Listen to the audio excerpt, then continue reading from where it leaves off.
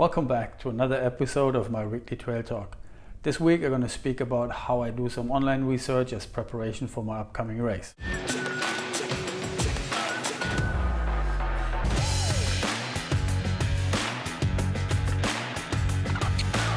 My next race is the Santa Ynez Mountain Adventure Run, 80 kilometers in the Philippines. As a race preparation, the best thing would be to have a friend or knowing someone who has done the race previously.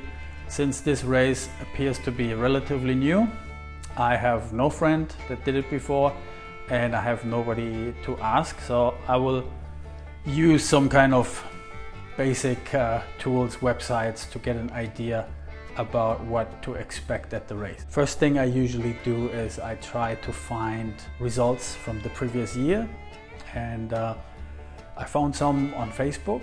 Unfortunately, I could not locate these three guys on Strava, so I don't really know what their splits have been, which would be super helpful.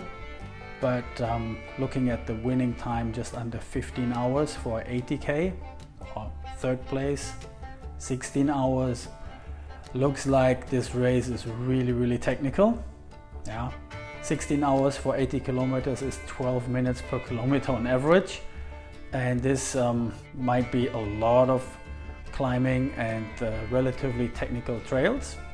Yeah, to verify this, I usually go to YouTube and looking for some hills, mountains that are on the race course, and then usually if that mountain is big enough, there are some climbing videos on YouTube, so you can have a look there and see what kind of condition or what kind of trails lead up to the mountain. I could find some for the highest point of the race, which is the Mount Irit. Looks like very technical, pretty much all in the forest. So if you're familiar with running in Bali, maybe comparable to the hike up to Mount Abang. Looking at the race profile, there are two big mountains relatively late in the race. My prediction is whoever comes down from the first mountain or second mountain in first position will also cross the finish line in first position. So I think these two mountains are really important to do well. Another thing to consider is it's a 9 o'clock start. I expect those two mountains to reach after sunrise in the morning. So hopefully with daylight the climb is not that difficult. And to get a second view on the climb after checking on YouTube, I usually go to Strava and try to find some segments. And yes, on Strava there are a bunch of segments going up to Mount Irit from the last water station.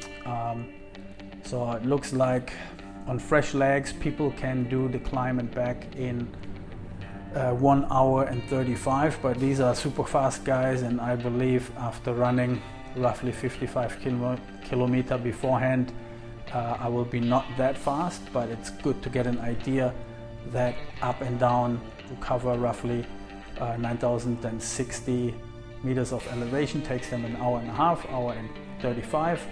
So it seems like to be quite technical. And on the very last mountain, there's also a segment, looks like same terrain. This is a good indicator how technical the course is going to be, and my strategy will be to get to the mountains with relatively good legs and then see what I can do towards the end. And to remember, after coming down from the second mountain, it's only 8 kilometers to the finish line and it's slightly downhill. So I expect that not to take that long anymore. Yeah, thank you for following my race preparation for Santa Ynez 80 kilometers. Next week I'm going to speak a little bit about my training. If you want to help the channel, please subscribe, like or leave a comment below. I'll see you on the next one.